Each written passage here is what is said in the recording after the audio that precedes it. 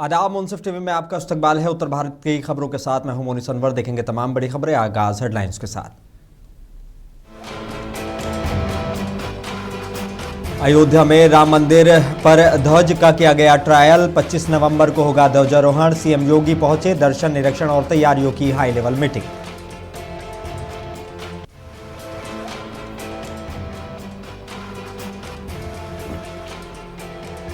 फिरोजाबाद में सपा नेता रामगोपाल यादव ने आजम खान को लेकर दिया बड़ा बयान। बोले उनके खिलाफ साजिश चल रही है और जजों पर है भारी दबाव।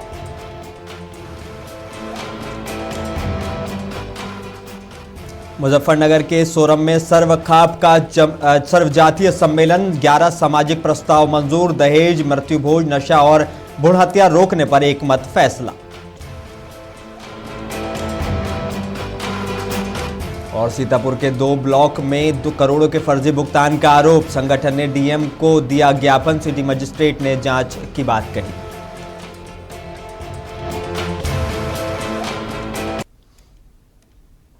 आगाज कुछ अहम और बड़ी खबरों के साथ। अयोध्या में राम मंदिर के शिखर पर आज ध्वज फहराकर ट्रायल किया गया है। अब 25 नवंबर को ध्वजारोहण समारोह होगा। इसमें प्रधानमंत्री नरेंद्र मोदी शामिल होंगे। ध्वजारोहण समारोह की तैयारियों देखने के लिए सीएम योगी दोपहर अयोध्या पहुंचे। यहां वो करीब 2.5 घंटे रहे। सीएम ने सबसे पहले हनुमानगढ़ी में दर्शन पूजन किया है, फिर राम मंदिर पहुंचे, रामलला का आशीर्वाद लिया, निर्माण कामों को देखा है। अब ध्वजारोहण समारोह की तैयारियों को लेकर ट्रस्ट के सदस्यों और अफसरों के साथ मीटिंग की। ध्वजारोहण कार्यक्रम में आ रहे प्रधानमंत्री नरेंद्र मोदी के लिए साकेत महाविद्यालय में हेलीपैड बनाया गया है। यहां भी सीएम ने निरीक्षण किया है। एयरपोर्ट पर चल रहे निर्माण कामों को भी उन्होंने देखा है। फिर एयरपोर्ट से ही सीएम योगी शाम करीब 5 बजे लखनऊ के लिए रवाना हो गए।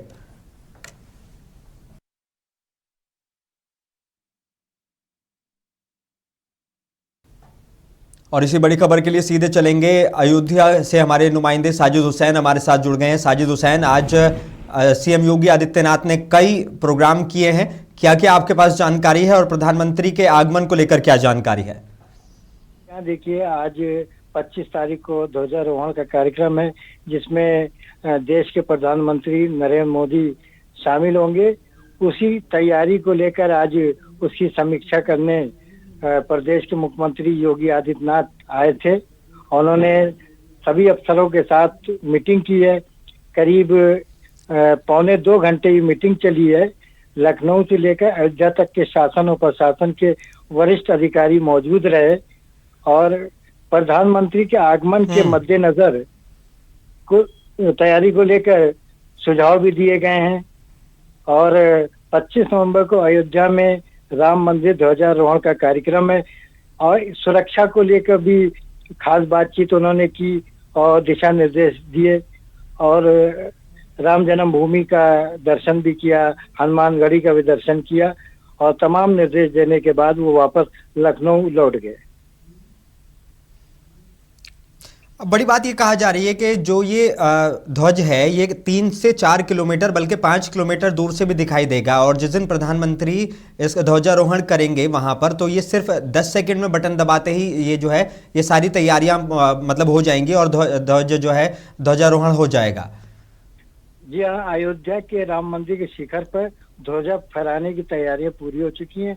25 नवंबर को पीएम मोदी बटन दबाकर ध्वजों को फहराएंगे। उसके साथ मोहन भागवत भी मौजूद रहेंगे। इसके लिए 12 बजे से 12:30 बजे के बीच अभिजीत मुहूर्त तय किया गया है। बटन दबाने के बाद 10 सेकंड में ही ध्वज हवा में फहराने लगेगा। केसरिया रंग की इस खास ध्वजा पर सूर्य, ओम और कोविदार, अयोध्या का शाही वृक्ष जो कचनार के नाम से जाना जाता है, के प्रतीक बने हुए हैं। ये सभी चिन्ह सूर्यवंश के प्रतीक हैं। ध्वज के वैदिक मंत्रों के बीच सलामी दी जाएगी। ध्वज फहराने के मंदिर परिसर में घंटे घड़ियाल बजने लगेंगे। राम मंदिर के 161 फुट ऊंचे शिखर पर 42 फुट ऊंचा स्तंभ स्थापित किया गया है। जी मोनी, यानी कि ये टोटल 191 के करीब फीट ऊंचा हो गया है। 161 फुट ऊंचे शिखर पर 42 फुट ऊंचा स्तंभ स्थापित किया गया है। इसी स्तंभ पर 22 फुट लंबी और 11 फुट चौड़ी पताका फहराई जाएगी। जो 3 किलोमीटर दूर से दिखाई देगी। जी चलिए ठीक है, बहुत शुक्रिया हमारे साथ जुड़ने के लिए और इस जानकारी देने के लिए। तो साजिद हुसैन अयोध्या से हमारे नुमाइंदे हमारे साथ जुड़े हुए थे। सीएम योगी आदित्यनाथ आज अयोध्या पहुंचे, उन्होंने खुद समीक्षा बैठक की है प्रधानमंत्री नरेंद्र मोदी के दौरे को लेकर। जो जो तैयारियां हैं वो सारी तैयारियों की उन्होंने खुद समीक्षा की है। और साथ ही सीएम योगी आदित्यनाथ ने आज हनुमानगढ़ी में पूजा अर्चना की, उसके बाद वो राम मंदिर पहुंचे और वहां पर भी उन्होंने पूजा अर्चना की। और जो ध्वजारोहण की जो तैयारियां हैं उसको लेकर प्रशासन को भी सख्त निर्देश सीएम की तरफ से दिए गए हैं। कुछ और खबरों की तरफ रुख करेंगे।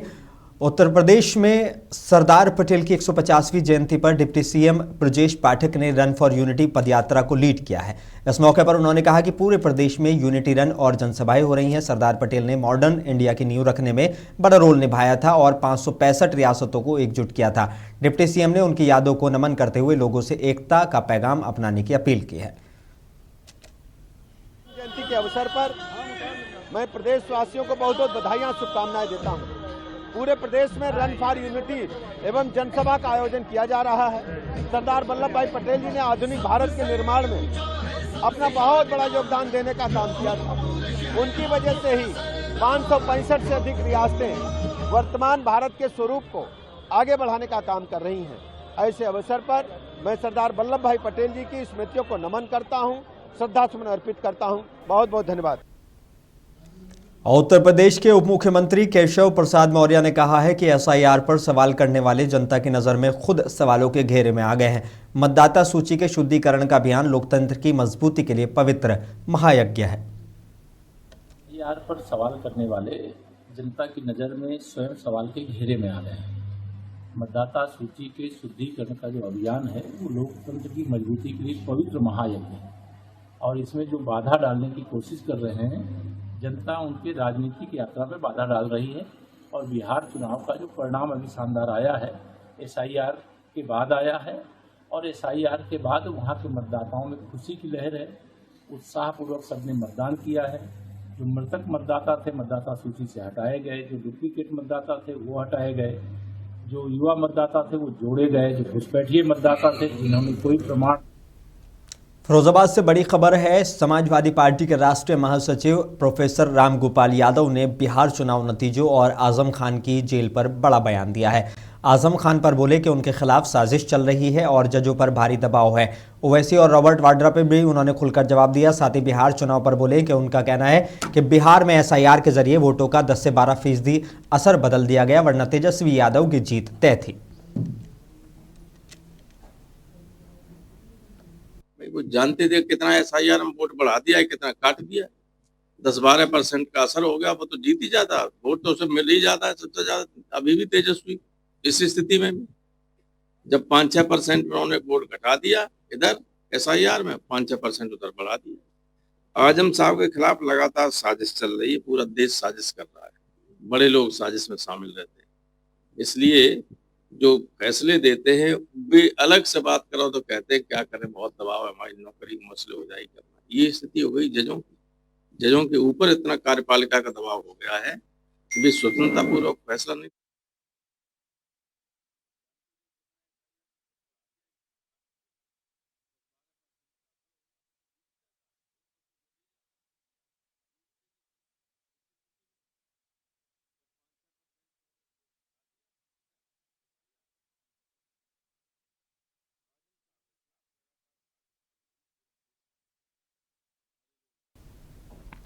मुजफ्फरनगर के ऐतिहासिक गांव सौरम में 16 से 18 नवंबर तक चला सर्वखाप का 7वां सर्वजातीय महासम्मेलन एक बड़ी सोशल मिसाल बनकर सामने आया है। खाप और समाज के कई वर्गों ने मिलकर 11 अहम प्रस्ताव पास किए हैं, जिसमें मृत्यु भोज बंद करने, दहेज रोकने, नशा मुक्ति, भ्रूण हत्या पर रोक लगाने, लिव इन और समलैंगिकता पर विचार करने के लिए शिक्षा, पर्यावरण और गोवंश संरक्षण जैसे मुद्दे शामिल रहे हैं। अगली सर्वखाप पंचायत अब 2035 में होगी। देखो, 11 फैसले यहाँ पे लिए गए। पहले तो जो सब लोगों की ओर था कि जो मृतक भोज है, मरने के बाद में भोज करा जाए तो उसको कम कर दिया जाए। हमन करती है 8 बजे 9 बजे 10 बजे पकड़ी कर दो तो खाने की जरूरत ही नहीं है। जो रिश्तेदार है दूर से कोई लोग आ रहा है अपना खाना खा लो। लेकिन इत्तेफाक भोजन नहीं है, प्लानिंग के तहत बना हुआ उसका विरोध है। तो यहाँ पे उसके लिए सबने समर्थन दिया। दहेज में भी ये कहा कि दहेज ना लेने वाले बनो, देने वाले तो अपने आप रुक जाएगा। एक तो खैर कम हुआ कि मांगना नहीं, अब ज्यादा कोई मांगता नहीं, लेकिन खबर अयोध्या से है। सऊदी के मक्का से मदीना जा रही जायरीनों की बस में तेल के टैंकर से टकरा जाने से एक बड़ा हादसा पेश आया था। इस हादसे पर इंडियन यूनियन मुस्लिम लीग के डॉक्टर नजमुल हसन गनी ने मरने वालों के प्रति शोक संवेदना प्रकट करते हुए कहा कि ऐसे वक्त में देश के प्रधानमंत्री को मरने वाले भारतीय जायरीनों के लिए आर्थिक मदद और एक घर के एक शख्स को सरकारी नौकरी देनी चाहिए और सऊदी हुकूमत को भी इनकी आर्थिक मदद करनी चाहिए।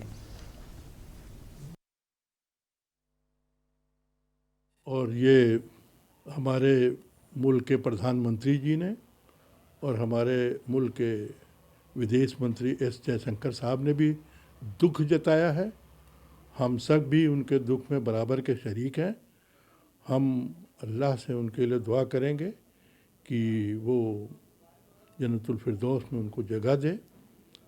और हमारे प्रधानमंत्री से हम अपील करेंगे कि जो लोग वहाँ दफन होना चाहें उनको वो स्पेशल तौर पर वहाँ कह करके जन्नतुल बक़ी में उनका इंतज़ाम कराएं, और जो लोग हिंदुस्तान अपने ख़ानदान के लोगों को डेड बॉडी लाना चाहें उनको बाइज़्ज़त यहाँ लाया जाए।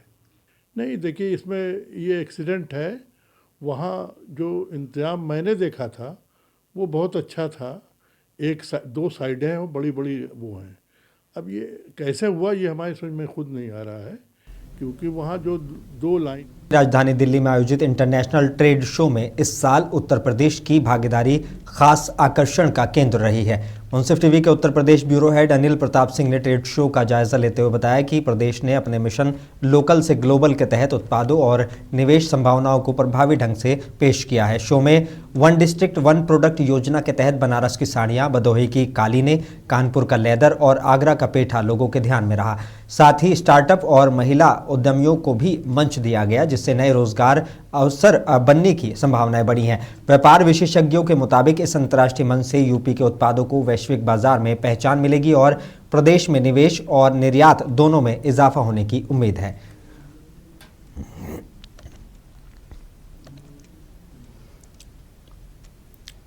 अलीगढ़ के अंतर्राष्ट्रीय शतरंज खिलाड़ी अंशु कुमार पाठक ने सर्बिया में आयोजित विश्व एमेच्योर शतरंज चैंपियनशिप 2025 में शानदार प्रदर्शन करते हुए रजत पदक अपने नाम किया है। ये चैंपियनशिप वर्ल्ड चेस फेडरेशन की तरफ से यूरोप में आयोजित हुई थी। प्रतियोगिता में भारत सहित 51 देशों के खिलाड़ियों ने हिस्सा लिया था। देश वापसी पर आज उनका जोरदार स्वागत किया गया है। अभी FIDE world amateur chess championship Serbia में आयोजित की गई थी 4 से 14 नवंबर, जिसमें कुल 51 देशों के खिलाड़ियों ने भाग लिया था, जिसमें 9 राउंड्स टोटल खेले गए, जिसमें मैंने 7.5 अंक प्राप्त किए और जिसमें मुझे भारत के लिए रजत पदक प्राप्त हुआ। पहला स्थान किर्गिस्तान का रहा, द्वितीय स्थान भारत का और तृतीय स्थान मंगोलिया का रहा। तो जब कोई इसे छोटे स्थान से निकल के खिलाड़ी जब बड़ा एक विश्व स्तर पर मेडल लेके आता है तो बहुत ही गर्व का और खुशी का विषय रहता है। और क्योंकि हम उत्तर भारत में रहते हैं और यहाँ शतरंज को थोड़ा कम जानते लोग, और इन्होंने बचपन से ही इसमें खेल में बहुत। सीतापुर में बिस्वा और पिसावा विकासखंड में क्षेत्र पंचायत के भुगतानों में बड़े पैमाने पर भ्रष्टाचार के आरोप सामने आए हैं। राष्ट्रवादी युवा अधिकार मंच के जिलाध्यक्ष एस.के. तूफानी ने डीएम को ज्ञापन देकर जांच की मांग की है। आरोप है कि दोनों ब्लॉकों में एक ही बिल अपलोड कर करोड़ों रुपए का भुगतान किया गया है। कई कामों के नाम पर फर्जी भुगतान का भी आरोप है। सिटी मजिस्ट्रेट ने जांच का आश्वासन दिया है। ज्ञापन सौंपने के दौरान संगठन के कई पदाधिकारी मौजूद रहे।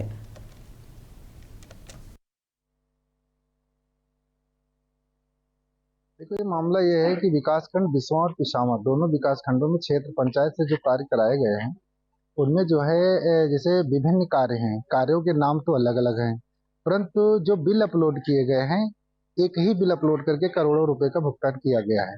दूसरी चीज, कहीं कुछ ऐसी जगह पर पेमेंट किया गया जहां पे बिल अपलोड ही नहीं किए गए हैं।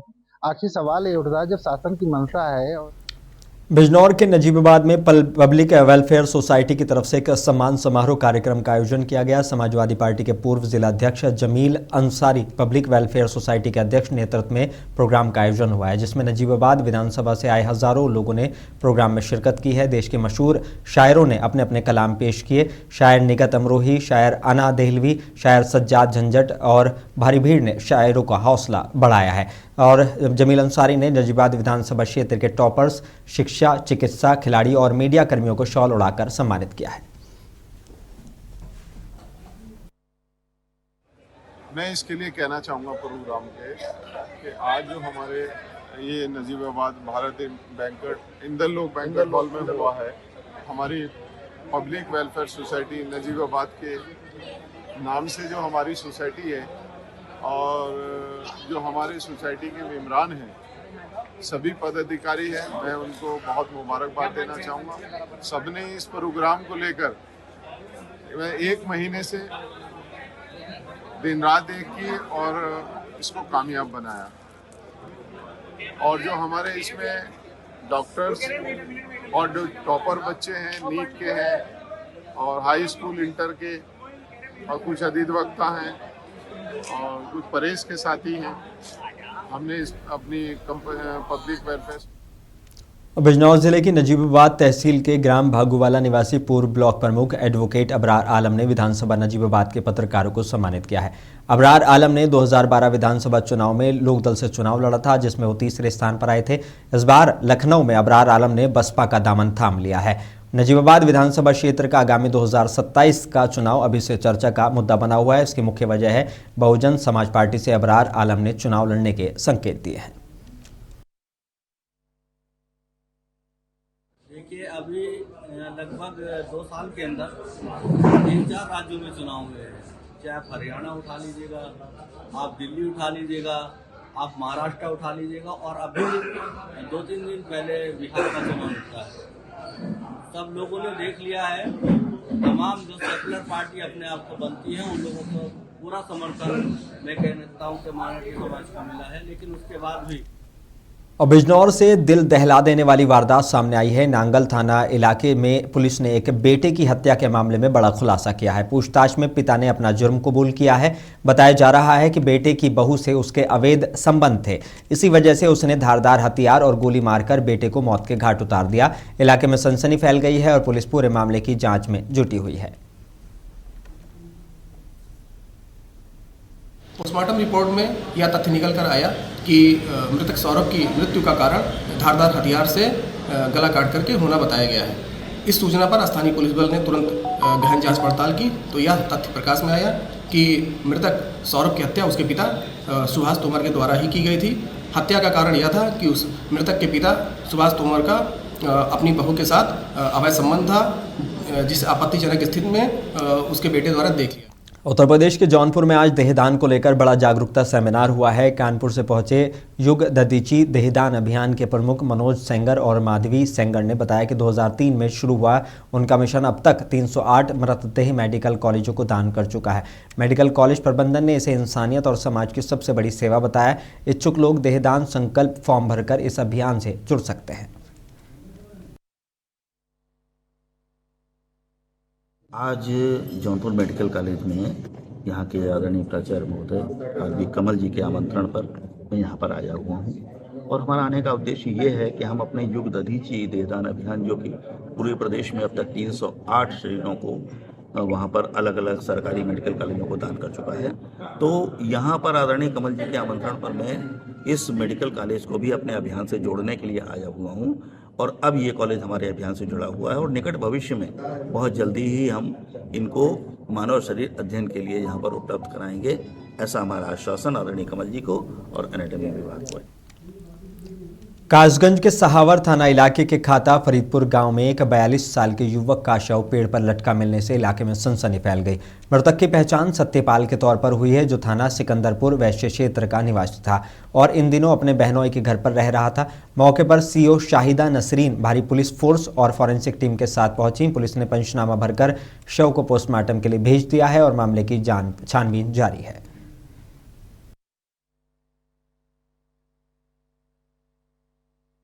आज दिनांक 18/11/2025 को समय करीब 8:30 बजे सुबह थाना सहावर की पुलिस को सूचना प्राप्त हुई कि ग्राम खाता में एक व्यक्ति का शव एक पेड़ से लटका मिला है। इस सूचना पर तत्काल प्रभाव से थाना सहावर की पुलिस घटनास्थल पर पहुंच गई। प्रारंभिक जांच से पता चला कि इस व्यक्ति का नाम सत्यपाल पुत्र सुखवीर सिंह है। ये निवासी मेहुला थाना सिकंदरपुर। बुलंदशहर से बड़ी खबर है। कोतवाली देहात पुलिस ने लाखों की चोरी का खुलासा करते हुए 5 शातिर चोरों को गिरफ्तार कर लिया है। ये गैंग बंद मकानों में चोरी की वारदात करता था। पुलिस ने इनके पास से 3 लाख से ज्यादा कैश, करीब 12 लाख की ज्वेलरी, साथ ही तमंचे, कारतूस और चाकू बरामद किए हैं। सभी आरोपियों का लंबा क्रिमिनल रिकॉर्ड है और अब इन पर सख्त लीगल एक्शन शुरू हो गया है। देहात की पुलिस टीम द्वारा एक शातिर चोरों के गिरोह का एक अंतर्राज्यीय नेटवर्क जो है उसका पर्दाफाश किया है। इसके द्वारा विगत दिनों बुलंदशहर के थाना कोतवाली देहात में यमुना नगर के एक पॉश कॉलोनी में चोरी की घटना की गई थी। इस क्रम में गिरोह का 5 आरोपियों को अरेस्ट किया गया है, जिनके पास से नगद जो है 3,51,000 रुपये, 12 लाख के जो है आभूषण, इसके अलावा एक लोहे की सरिया, 2 आधार कार्ड और इनके पास से अवैध तमंचे और चाकू बरामद हुए हैं। यह गिरोह जो है आमतौर पे शहरों के जो है पास कॉलोनियों की जिनमें रेकी करता है और जहां मकान बंद रहते हैं उसका ताला तोड़कर चोरी की घटना। अयोध्या कैंट रेलवे स्टेशन से एक दर्दनाक खबर सामने आई है। अमृतसर से आई ट्रेन में एक 4 साल की बच्ची रोती मिली और उसके पास एक महिला मृत अवस्था में पड़ी मिली है। आरपीएफ जीआरपी ने शव को पोस्टमार्टम के लिए भेज दिया है, जबकि बच्ची को चाइल्ड केयर सेंटर भेजा गया है। महिला की पहचान अब तक नहीं हो सकी है। अगर किसी को बच्ची या मृतक महिला के बारे में जानकारी हो तो वो जीआरपी को सूचना दे सकता है।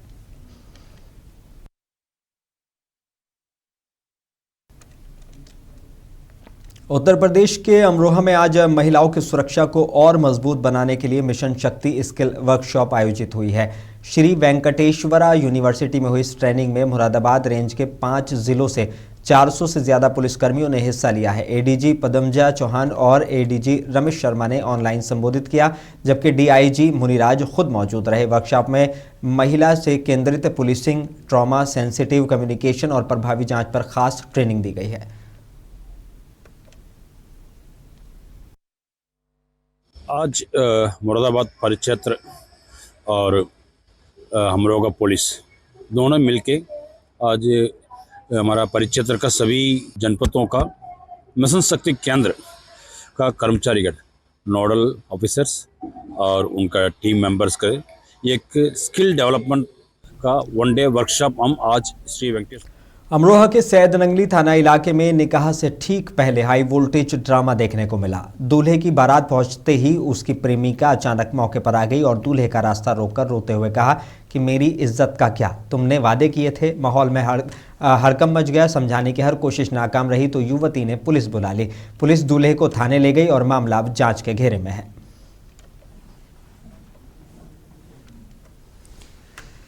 मामा का लड़का है जिससे मेरा 8 साल से रिलेशन चल रहा था और आज उसकी बारात थी। सर मैंने 112 नंबर पर कॉल करके बारात में रुकवाई है और जो यहाँ के थाने इंचार्ज चौकी जो भी लगती है वो लोग थे, उन्होंने मेरी मदद की है और 69 में मुकदमा दर्ज करा रखा है थाना ट्रोनिका सिटी से। चाहती हूँ ये मुझसे निकाह करे।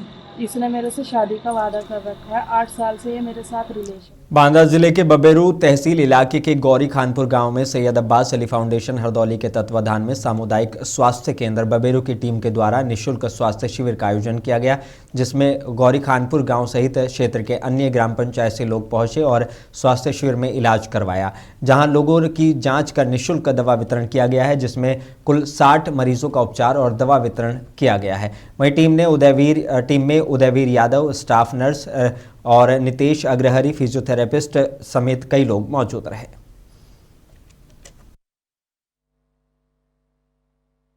ये सैयद अब्बास अली फाउंडेशन के तत्वाधान में सीएससी बबेरू के सहयोग से और मेरे प्रयासों से आज गौरी खानपुर में एक स्वास्थ्य कैंप, मुफ्त स्वास्थ्य कैंप लगाया गया। उत्तर भारत की खबरों में बस इतना ही। मुझे दीजिए इजाजत। बने रही मुंसिफ टीवी के साथ।